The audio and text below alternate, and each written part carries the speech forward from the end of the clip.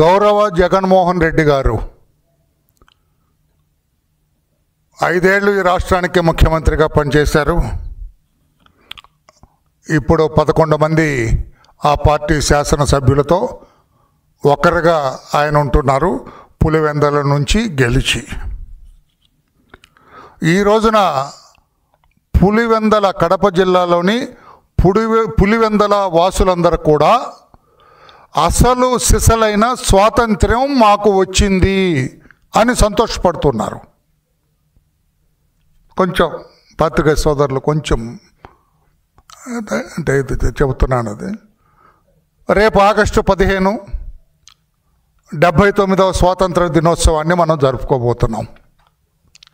మరి ఏమిటి వరలరామయ్య గారు, ఒకరోజు ముందే పులివెందల వారికి స్వాతంత్రం వచ్చిందని? ఎస్, 3.5 దశాబ్దాలుగా, ఇంకా 4 దశాబ్దాలుగా పులివెందల ప్రజలకు సరైన స్వాతంత్ర్యం లేదు. వారి ఓటు వారు వేసుకోవటానికి అక్కడ హక్కు లేదు వారికి. ఓటు అనేది మన పవిత్రమైన ఓటు అంటాం. మీరు ఎప్పుడైనా చూడండి, మీ పవిత్రమైన ఓటు ఫలానా వాళ్ళకి వేయాలని. ఆ పవిత్రమైన ఓటు వేసుకోవటానికి అక్కడ ఓటర్స్కి హక్కు లేదు. హక్కు కోల్పోయినారు చాలామంది. అక్కడ వారు పోలింగ్ బూత్కు వెళ్ళేటప్పటికి ఆ ఓటు ఎవరో వేసేస్తారు. పోలింగ్ బూత్ కూడా రానిచ్చేవాళ్ళు కాదు. ఎన్నికలు జరుగుతున్నాయన్న వాతావరణమే ఉండేది కాదు వాళ్ళకి. వాళ్ళే ఓట్లు వేస్తారు, వాళ్ళే ప్రచారం చేస్తారు, వాళ్ళే బూతులు రిగ్గింగ్ చేస్తారు, వాళ్ళే బూత్ క్యాప్చర్ చేసుకుంటారు, వాళ్ళే ఓట్లు గుద్దుకుంటారు, వాళ్ళే అనౌన్స్ చేసుకుంటారు భారీ మెజార్టీతో గెలిచారు, భారీ మెజార్టీతో గెలిచారని. అది జరుగుతుండేది. కానీ నిన్న 12వ తారీఖున ఎన్నికలు జరిగినాయి. మరలా ఏదో 2 బూతుల్లో సరిగా లేదని నిన్న రీపోలింగ్ జరిగింది, ఈ రోజున కౌంటింగ్ జరిగింది. జగన్మోహన్ రెడ్డి గారికి ముందే తెలుసు తాను ఓడిపోబోతున్నారు ఈ జడ్పీటీసీ ఎన్నికల్లో. పులివెందల అండ్ ఒంటిమిట్ట రెండిట్లో ఓడిపోతున్నామని తెలుసు. భారీ మెజార్టీతో ఓడిపోతున్నామని తెలుసు అతనికి. అందుకే మేము కౌంటింగ్ బాయ్కాట్ చేస్తున్నాం, నిన్న పోలింగ్ బాయ్కాట్ చేస్తున్నామని ఒక కొత్త రాగాన్ని ఎత్తుకున్నారు జగన్మోహన్ రెడ్డి గారు. టు సేవ్ హిజ్ ఫేస్, అతను చూపే మేకపోతు గాంభీర్యాన్ని ఆయన కాపాడుకోవటం కోసం అలా చేయటం జరిగింది. ఈ రోజున ప్రజలందరూ కూడా జగన్మోహన్ రెడ్డి గారి లేదంటే వైఎస్ఆర్ ఫ్యామిలీ గుట్టు రట్టు చేశారు. ఆ గుట్టు రట్టు అయిపోయింది. గుప్పెడ మూసి ఉండేంత వరకు అది అలాగే ఉంటుంది. ఒక్కసారి తెరిచారు నిన్న. తెరిచిన తర్వాత ఇదా జగన్మోహన్ రెడ్డి గారు మీ బలం, ఇదా అసలు సిసలైన వ్యవస్థ, ఇదా? అయ్యో, ఎంత చక్కగా దీన్ని దాచిపెట్టి, ఎంత చక్కగా ఇది బయటకు రాకుండా మీరు కాపాడుతూ వచ్చారు, గెలుస్తూ వచ్చారు, భారీ మెజార్టీతో వచ్చారు. ఇదా అసలు సిసలైన గుట్టు అని చెప్పి. అందుకే ఈ రోజున మీరు చూసారా లేదో, స్క్రోలింగ్ వస్తున్నాయి మీడియా, ఎలక్ట్రానిక్ మీడియాలో కూడా వస్తుంది. 3 దశాబ్దాల తర్వాత నాకు ఓటు వేసే హక్కు, అవకాశం దొరికింది, సంతోషిస్తున్నానని ఒక ఓటర్ స్లిప్ మీద రాసి వేసినారు అక్కడ. What does it mean? 3 దశాబ్దాలుగా లేదు. ఆయన లేకపోతే ఆమె అక్కడికి వెళ్ళేటప్పటికి ఎవరో వేస్తారు, ఈ టీం వేస్తారు, వైఎస్ఆర్ అని టీం వేసేస్తారు అక్కడ. అందుకే ఈ రోజున నిజమైన స్వాతంత్రం కడప జిల్లాలో పులివెందల ఓటర్కి వచ్చిందని చెప్పి నేను అంటున్నాను. నేను చెప్పమనండి జగన్మోహన్ రెడ్డి గారిని, ఏం జరిగింది అక్కడ? నీకు ఓటేయటానికి ఎవరైనా అడ్డగించారా? పోలింగ్ బూత్లో నుంచి నిన్న ఎవరైనా నెట్టేశారా మీ ఓటర్ని? పోలింగ్ బూత్కు రాకుండా ఎవరైనా నిర్బంధించారా? కొన్ని ఎంత దుర్మార్గం అంటే చెబుతున్నారు. కొన్ని విలేజ్లో, కొన్ని రూరల్ ఏరియాస్లో రోడ్లు కూడా వేయరండి వీళ్ళు. ముఖ్యమంత్రి కాన్స్టిట్యున్సీ అది. అంతకుముందు వాళ్ళ నాన్నగారు ముఖ్యమంత్రిగా చేశారు. వీళ్ళు కొన్ని ప్లేసుల నుంచి రోడ్డు కూడా వేయరట, కనెక్టివిటీ వేయరట. అంటే వచ్చి ఓట్లు వేస్తారని భయమై ఉండొచ్చు. ఇటువంటి పరిస్థితుల్లో మేము ఇంతకాలం జగన్మోహన్ రెడ్డి గారు మీది బలం అనుకున్నాం. అక్కడ ఆ కాన్స్టిట్యుయెన్సీలో ఆ చుట్టుపక్కల లేకపోతే కడప జిల్లాలో మీకు బలం ఉందేమో అని అనుకున్నాం మేము. కానీ అది బలం కాదు, బలంలాగా కనపడే వాపు అని ఈ రోజున పులివెందల ఓటర్స్ ఆ జడ్పీటీసీ ఎన్నికల్లో బహిర్గతం చేశారు. తెలిసిపోయింది, ఇప్పుడు మాట్లాడటానికి కూడా లేకుండా అయిపోయింది. There is no voice. అంటే జగన్మోహన్ రెడ్డి గారు, మీరు మీ ఫ్యామిలీ ఇంతకాలం అక్కడ గెలుస్తున్నది ఇదా నిజమైన గుట్టు, ఇదా రహస్యం, ఇదా మీరు గెలిచే విధానం అని చెప్పి నేను అడుగుతాను. ఈరోజు నా డిపాజిట్ కూడా లేకుండా ఓడిపోవటం అనేది, ఆయన ఏదో చెబుతారు, ఏదో ఒత్తిడి చేశారు, అది చేశారని. ఒత్తిడి చేసే అలవాటు తెలుగుదేశం పార్టీకి లేదు సార్. జగన్మోహన్ రెడ్డి గారు మీకే ఉంది అది. మీరు ముఖ్యమంత్రిగా ఉన్నప్పుడు 2020లో స్థానిక ఎన్నికలు జరిగితే ఎంపీటీసీ ఎన్నికల్లో కడప జిల్లాలో, మీ జిల్లాలో, ఈ పులివెందల కూడా అందులోనే వస్తుంది, అక్కడ ఎంపీటీసీలు 553 స్థానాల్లో 439 స్థానాలు, అంటే 79% ఏకగ్రీవాలని. ఎక్కడ నవ్వుతాయండి? ఎక్కడ నవ్వుతాయా? ఏ జిల్లాలో ఉందో షోమి ఎనీ అదర్ డిస్ట్రిక్ట్, మీ కడప జిల్లాలో కాకుండా ఇంకేదైనా జిల్లాలో అయినా. అంటే వాట్ డస్ ఇట్ మీన్? అంటే పోలింగ్ బూత్కు రానివ్వలేదు, నామినేషన్ వేయటానికి రాలేదు, నామినేషన్ వేయటానికి ఎవరైనా వస్తే వాళ్ళని బలవంతం చేశారు, నిర్బంధించారు, తప్పుడు కేసులు పెట్టారు. మీ విధానం అది, మీ సిస్టమ్ అది. జడ్పీటీసీలో వస్తే 50 స్థానాల్లో 38 స్థానాలు ఏకగ్రీ. ఎక్కడన్నా ఉందండి? ఏ జిల్లాలోనూ చెప్పండి. మీ హయాంలో అరాచకం ఆ రకంగా రాజ్యం వెళ్ళింది. ఈ రోజున నేను నా జడ్పీటీసీ పులివెందలకి 11 మంది నామినేషన్లు వేశారు. What does it mean? 11 నామినేషన్లు పడ్డాయంటే ఏమిటి జగన్మోహన్ రెడ్డి గారు అర్థం? అంటే స్వేచ్ఛగా వేసినట్టే కదా. అదే మీరు ముఖ్యమంత్రిగా ఉండి మీ పాలన ఉంటే ఒకటి పడేది, అది మీదే. మిగతా వాళ్ళు వచ్చేవాళ్ళు కాదు, రానిచ్చేవాళ్ళు కాదు, మీరు రావటానికి ధైర్యం చేసేవాళ్ళు కాదు, నామినేషన్ వేయటానికి వచ్చేవాళ్ళు కాదు. అందుకనే మీకంత భారీ మీద.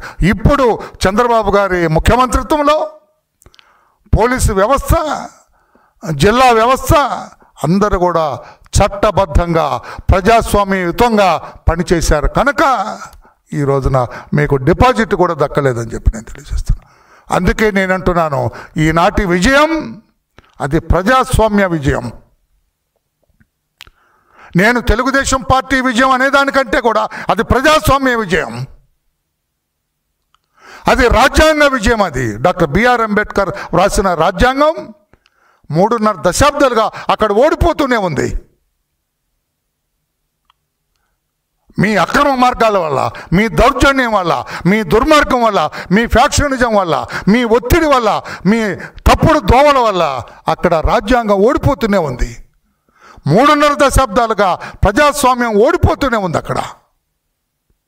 ఈ రోజున స్వేచ్ఛగా చంద్రబాబు నాయుడు గారు ఎన్నికలు నిర్వహించారు కనుక, స్టేట్ ఎన్నికల కమిషన్ కూడా నిర్వహించింది కనుక అక్కడ పోలీసు వ్యవస్థ బ్రహ్మాండంగా పనిచేశారు. డిఐజీలు, ఎస్పీలు, డిప్యూటీ సూపరింటెండెంట్ ఆఫ్ పోలీస్, సిఐలు అందరూ కూడా బ్రహ్మాండంగా పనిచేశారు. ప్రజాస్వామ్యాన్ని కాపాడారు ఒక రకంగా. వాళ్ళకి విసుగొచ్చింది, ఏమిటి దాన్ని. డిఐజీ కూడా అక్కడ ఒక సబ్ ఇన్స్పెక్టర్ లాగా పరుగులు తీశాడు ఆయన. అందుకే ప్రజాస్వామ్యం గెలిచింది, రాజ్యాంగం గెలిచింది. ఈ రోజున అంబేద్కర్ ఆత్మ శాంతించుంటుంది, సంతోషపడి ఉంటుంది. ఈ రోజున నేను వ్రాసిన రాజ్యాంగం పులివెందులలో కూడా అది వాడుకలో ఉన్నది. ఆ రాజ్యాంగాన్ని అమలు చేస్తున్నారు, అమలులో ఉందని చెప్పి డాక్టర్ బిఆర్ అంబేద్కర్ కూడా సంతోషపడుతుంటారు. నాకు ఇప్పుడు ఇంకొక డౌట్ వస్తుంది ఇప్పుడు మాట్లాడుతుంటే. రాజశేఖర రెడ్డి గారు ఒకసారి 3000తోటే గెలిచాడు. మీ అందరూ గుర్తు చేస్తున్నా తమ్ముడు, 96 ఎలక్షన్లు అనుకుంటా 3000తోటే గెలిచాడు ఆయన. ఎందుకు గెలిచాడు 3000తోటి? అక్కడ ఒక సూపరింటెండెంట్ ఆఫ్ పోలీస్ ప్రజాస్వామ్యాన్ని కాపాడాలని కంకణం కట్టుకొని అతను చాలా బ్రహ్మాండంగా అక్కడ సెక్యూరిటీ అరేంజ్మెంట్ చేశారు. మీ ఆటలు చాలా వరకు సాగనివ్వలేదు, మీ ఎత్తుగడలు సాగనివ్వలేదు, మీ బూత్ క్యాప్చరింగ్ జరగనివ్వలేదు, మీ రిగ్గింగ్ జరగనివ్వలేదు. 3,000 తోటే గెలిచాడు. 50,000 60,000 మెజార్టీతో గెలిచి ఈ వైఎస్ఆర్ ఫ్యామిలీ 3,000 తోటే గెలిచింది. వాట్ డస్ ఇట్ మీన్ అంటే ప్రజాస్వామ్యాన్ని కాపాడితే, వ్యవస్థలో కట్టుదిట్టంగా పనిచేస్తే మీ అసలు బలం ఇదన్నమాట, మీ అసలు వ్యవహారం ఇదన్నమాట. ఇది జరుగుతున్నది. ఇప్పుడు ఆయన దెర్ ఇస్ నో వాయిస్. ఈ రోజున ఎవ్వరు మాట్లాడలేదు వైసీపీ వాళ్ళు. వైసీపీ నాయకులకు అందరికీ నేను తెలియజేస్తున్నాను, వైసీపీ నాయకులకు కూడా ఒక సీనియర్ పొలిటీషియన్గా, కో పొలిటీషియన్గా మీ అందరికీ నేను తెలియజేస్తున్నాను. నేను మిమ్మల్ని మభ్యపెడుతున్నాడు మీ నాయకుడు, మిమ్మల్ని తప్పు త్రోవలో నడిపిస్తున్నాడు మీ నాయకుడు అంటే జగన్మోహన్ రెడ్డి గారు. మద్యం కేసు అతని పీకలకు చుట్టుకోబోతుంది. ఏమాత్రం ఇంగిత జ్ఞానం ఉన్న ప్రతి ఒక్కరికి తెలుసు మద్యం కేసులో బిగ్ బాస్ ఆయనే, మెజారిటీ రిసీవర్ ఆయనే, ఆయన దగ్గరికే మెజారిటీ సొమ్ము వెళ్ళింది అని అందరికీ తెలుసు, అతనికి తెలుసు. ఏ కేసులో తప్పుకున్నా ఈ కేసులో తప్పుకోలేనని అతనికి కూడా తెలుసు జగన్మోహన్ రెడ్డి గారికి. అతను బయట ప్రపంచంలో ఉండే సమయం చాలా తక్కువని కూడా అతనికి తెలుసు. పార్టీని కాపాడుకోవాలని, కార్యకర్తలు చెల్లా చెదరు కాకుండా కాపాడుకోవాలని ఈ రకంగా అబద్ధపు మాటలు, అసత్యపు మాటలు మాట్లాడుతున్నాడు జగన్మోహన్ రెడ్డి గారు అని చెప్పి కూడా నేను తెలియజేస్తూ ఉన్నా. ఆయనకు తెలుసు తన పరిస్థితి ఏమిటి, తన భవిష్యత్తు ఏమిటి అనేది ఆయనకు తెలుసు. అందుకనే ఏదో రకంగా తప్పుదోవల డైవర్షన్. మనకి రైల్వే స్టేషన్లో మీరు ఎప్పుడైనా వెళ్తే మీకు తెలుస్తూ ఉంటుంది, ఆ దొంగలు వదులుతారు, మభ్య పెడుతుంటారు, దారి మళ్లించే దొంగలు, మభ్య పెట్టే దొంగలు అని చెప్పి ఫోటోలు కూడా పెడతారు. అంటే ఏమండి మీ షర్ట్ మీద ఏదో పడిందండి అంటాడు, ఇది తిరిగే లోపల అటు సూట్ కేసు కొట్టేస్తారు. ఆ టైపుల్లోగా అటెన్షన్ డైవర్ట్ చేస్తాడు జగన్మోహన్ రెడ్డి గారు. ఆ దొంగల మభ్యపెట్టే దొంగల్లాగా, దారి మళ్లించే దొంగల్లాగా ఈయన చేస్తున్నాడు తప్పితే వేరే కాదు అని చెప్పి కూడా నేను తెలియజేస్తున్నా. మనిషి ఈ రోజున కుదేలైపోయినాడు. ఆయన ఎప్పుడైతే డిపాజిట్ కూడా దక్కలేదో మనిషి కుదేలైపోయినాడు. సీనియర్ నాయకుడు, భారతదేశంలోని సీనియర్ నాయకుడు, వయసులో తన తండ్రి వయసు కలిగిన వ్యక్తి చంద్రబాబు నాయుడు గారిని అతను ఏకవచన ప్రయోగం చేయటం, వాడు వీడని మాట్లాడటం గమనించరా రాష్ట్ర ప్రజలు? గమనించట్లేదనుకుంటున్నావా జగన్మోహన్ రెడ్డి గారు? మీ పార్టీ నాయకులే మిమ్మల్ని ఈసడించుకుంటున్నారు. మీ పార్టీ నాయకులు ఏమిటి భాష అని అంటున్నారు. ఆయన ఎంతో కాలం ఉండడు, పోతాడు అంటారు. ఏమిటి ఎంత జుగుప్సాకరంగా ఉంది మిస్టర్ జగన్మోహన్ రెడ్డి గారు. మీ భాష చాలా జుగుప్సాకరంగా ఉంది. ఇది పద్ధత అని చెప్పి నేను అడుగుతున్నాను. నేను ఈ రకంగా అనొచ్చా అని చెప్తున్నా. ఎవడెప్పుడు పోతాడు ఎవరికి తెలుసండి? ఏ మనిషి ఎప్పుడు పోతాడు ఎవరికి తెలుసు? భగవంతుడు నీ నుదుటనే ఎప్పుడు రాశాడో తెలుసు. 100 ఏళ్ళు ఉండొచ్చు ఆయన, రేపో మాపో ఎవరికైనా పిలుపు రావచ్చు. ఆ దేవుడి దగ్గర నుంచి భగవంతుడి దగ్గర నుంచి పిలుపు వస్తే ఏం చేస్తాను? నేను రానండి, నేను ఇంకా సంపాదించుకోవాలని అంటావా? రాత్రికి రాత్రి నిన్ను పిలిస్తే ఏం చేస్తావు? అట్లా అనొచ్చండి. ఆయన ఎంతకాలం బతుకుతాడు అనొచ్చండి ఆ మాట. బుద్ధి ఉన్నవాడు ఎవరైనా అంటారండి? ఐఎమ్ సారీ జగన్మోహన్ రెడ్డి గారు, బుద్ధి ఉన్నవాడు ఎవరైనా అంటారా? నేను ఈ మాట అనకూడదు కానీ అనక తప్పదు నాకు. బుద్ధి ఉన్నవాడు ఎవరైనా అంటారండి? ఆయన ఎంతకాలం? నేను ఈరోజు అవుతున్నా 100 సంవత్సరాలు ఉంటారు ఆయన. Any doubt? నువ్వు చెప్పగలవా? మాటవాడి కుప్సు అని తగ్గుతుంటావు, తుమ్ముతుంటావు. అందుకని బాడీ షేమింగ్ అవతల మనిషి మీద వ్యక్తిత్వం దెబ్బతినేటట్లుగా మాట్లాడటం మంచి. మీకేమి మీ తల్లిదండ్రులు చాలా ఘోరంగా విఫలమయ్యారండి. మీకు సరైన సంస్కారం నేర్పలేదు మీ తల్లిదండ్రులు. మిమ్మల్ని సరిగా పెంచలేదు. నన్ను అడిగితే మీ తల్లిదండ్రులు సంస్కారయుతంగా పెంచలేదు మిమ్మల్ని. ఎదుటి వాళ్ళని గౌరవించడం చెప్పలేదు మీకు మీ తల్లిదండ్రులు. పెద్దల్ని గౌరవించడం చెప్పలేదు మీకు మీ తల్లిదండ్రులు.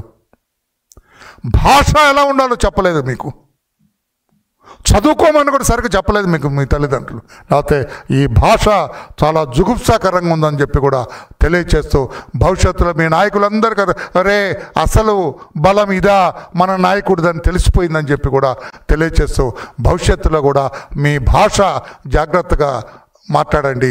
సీనియర్ నాయకుడి పట్ల, మీకంటే వయసులో పెద్దవారి పట్ల. నేను మీకంటే వయసులో పెద్దవాడిని, మీకంటే 20 ఏళ్ళు పెద్దవాడిని నేను. అయినా మీరు అంటున్నాను నేను. మీరేమంటారు? నువ్వు అంటావు, వాడు అంటావు, వీడు అంటావు. అలా నీకు అది తెలియదు. ఎవరంటే నేను ఈ వయసులో కృష్ణ రామ అనుకుంటూ ఉండాలంటావు. ఈయన రామకృష్ణ అనుకోవాలంట. రివర్స్ అంతా. జనరల్గా ఏమంటారండి పత్రికా సోదరులు ఏమంటారు? ఈ వయసులో అంటే కృష్ణ రామ అనుకో అంటారు జనరల్గా.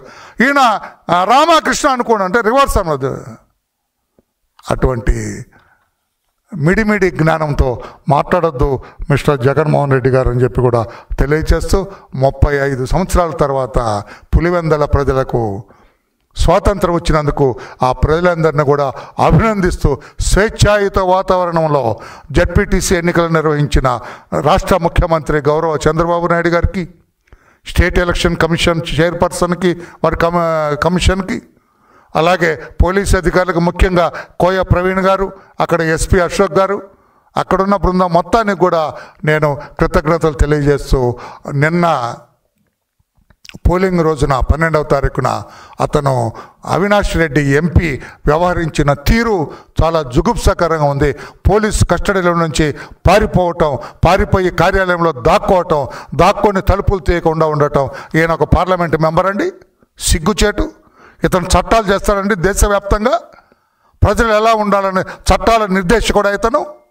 ఇటువంటి వ్యక్తుల్ని పార్లమెంటు మెంబర్గా పెట్టుకున్న ఆ పార్టీ నాయకుల్ని ఏమనాలో అర్థం కాని పరిస్థితి. అందుకనే అవినాష్ రెడ్డిని కూడా ఆ కేసులో అరెస్టు చేయాలి. తప్పుడు మాటలు మాట్లాడుతున్న పోలీసు అధికారుల్ని, అతి జుగుప్సాకరంగా మాట్లాడిన పోలీసు అధికారులను బెదిరించిన, పోలీసు అధికారుల నిధుల నిర్వహణకు అడ్డొచ్చిన వారందరి మీద, ఇంక్లూడింగ్ జగన్మోహన్ రెడ్డి గారి మీద చట్టరీత్యా కేసులు రిజిస్టర్ చేసి చర్యలు తీసుకోవాలని తెలియచేస్తూ మరొక్కసారి పులివెందుల ప్రజలకి నిజమైన స్వాతంత్రం వచ్చినందుకు అభినందనలు తెలియజేస్తున్నా. Thank you everybody.